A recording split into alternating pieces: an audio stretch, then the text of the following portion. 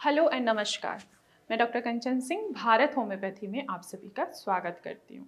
और आज के इस वीडियो में मैं आप सभी से बात करने वाली हूँ सीओपीडी यानी कि क्रॉनिक ऑब्स्ट्रक्टिव पल्मोनरी डिजीज़ के बारे में। ये भी हमारे फेफड़े से ही रिलेटेड समस्या होती है। जब भी किसी व्यक्ति को क्रॉनिक ब्रोंकाइटिस या एम्फाइसीमा करीबन 3 महीने से है या उससे ज़्यादा हो तो ऐसे पेशेंट को सीओपीडी पेशेंट कहे जाते हैं। अब चलिए बात करते हैं क्रॉनिक ब्रोंकाइटिस के बारे में, समझ लेते हैं। क्रोनिक ब्रोंकाइटिस यानी कि हमारे लंग्स के अंदर जो ब्रोंक्यूल्स होते हैं उनमें इन्फ्लामेशन हो जाता है। ये ब्रोंक्यूल्स एक ब्रांचेस जैसे होते हैं, जैसे ट्रीज की जो टहनियाँ होती हैं वैसे ही ये होते हैं हमारे फेफड़े के अंदर। अब इनमें अल्वोलाइज होता है। ये अल्वोलाइज का काम होता है ब्लड में ऑक्सीजन को कैरी करना और कार्बन डाइऑक्साइड का एक्सचेंज करना। लेकिन जब हमारे इन्हीं ब्रोंक्यूल्स पे कोई प्रॉब्लम आने स्टार्ट हो जाती है, जैसे कि बहुत सारे कॉजेज़ हैं, एयर पोल्यूशन हो गया, स्मोकिंग हो गई, तो इनके वजह से ब्रोंक्यूल्स में इन्फ्लामेशन होना स्टार्ट हो जाता है। जैसा कि आप सभी को पता है कि स्मोकिंग में बहुत सारे हार्मफुल केमिकल्स होते हैं। ये केमिकल्स हमारे ब्रोंक्यूल्स के ऊपर डिपॉजिट होने लगते हैं और जैसे जैसे ये बहुत एक्सेस मात्रा में जैसे ये डिपॉजिट होते हैं तो ब्रोंक्यूल्स में म्यूकस का प्रोडक्शन बहुत ज़्यादा होने लगता है, जिसके वजह से पेशेंट को सांस लेने में तकलीफ होती है, खांसी होता है, बलगम भी होता है। अगर किसी भी पेशेंट को क्रॉनिक ब्रोंकाइटिस है और ये लंबे समय से रह रहा है तो उसके जो सिम्टम्स होंगे वो धीरे धीरे सीओपीडी में कन्वर्ट होते चले जाते हैं। अब सीओपीडी में कन्वर्ट क्यों हो रहा है? क्योंकि उसको क्रॉनिक ब्रोंकाइटिस है, ब्रोंक्यूल्स में इन्फ्लेमेशन हो गया है, स्मोक की वजह से हुआ है, डस्ट की वजह से हुआ है, या आप ऐसे फैक्ट्री में काम कर रहे हैं जहाँ केमिकल्स बहुत ज़्यादा है।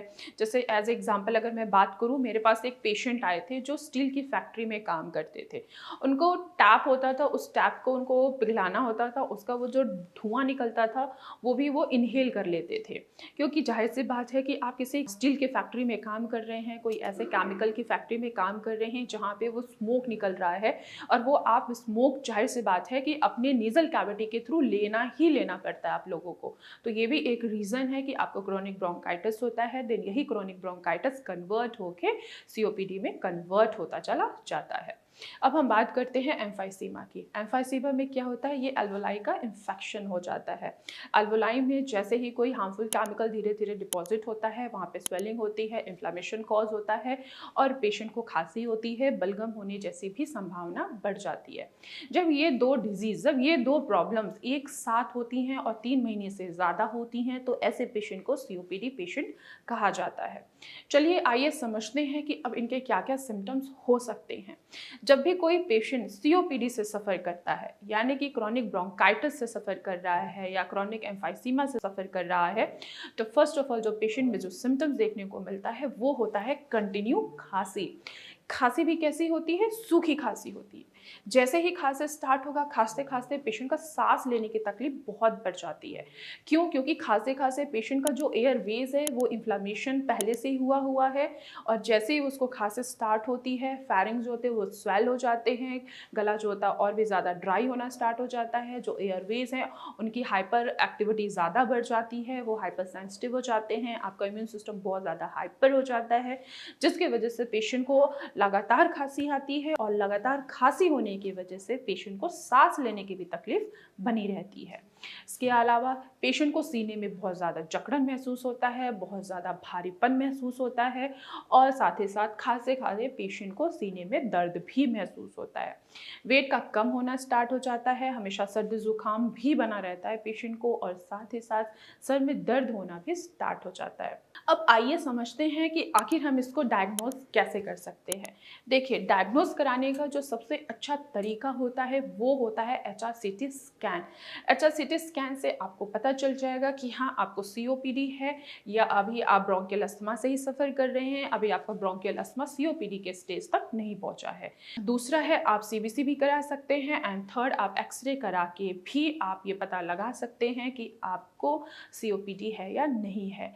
या एक और टेस्ट होता है, वो होता है स्पायरोमीटर। इसमें ये पता लगता है कि आपकी जो ऑक्सीजन लेने की जो क्षमता है वो कितनी है, कितना आप ऑक्सीजन कैरी कर पा रहे हैं।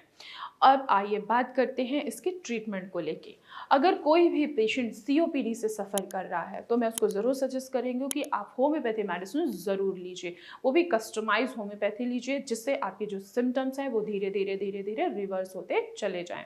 साथ ही साथ आपको योगा भी करना है, साथ ही साथ आपको मेडिटेशन भी करना है।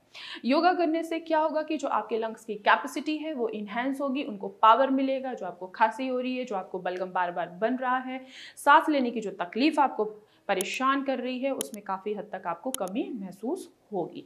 तो मैं आशा करती हूँ कि आप लोगों को समझ में आया होगा कि क्रॉनिक ऑब्स्ट्रक्टिव पल्मोनरी डिजीज़ यानी कि COPD क्या होता है और इसके सिम्टम्स क्या क्या होते हैं। तो आज की वीडियो में बस इतना ही, फिर मैं मिलूंगी नेक्स्ट वीडियो में। तब तक के लिए धन्यवाद।